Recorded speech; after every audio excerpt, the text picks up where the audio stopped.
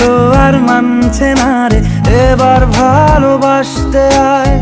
তোর ছায়ার সঙ্গী হব, দু হাতে প্রেম কুড়বো, আমাকে চুপটি করে মনের কথা বলতে আয়।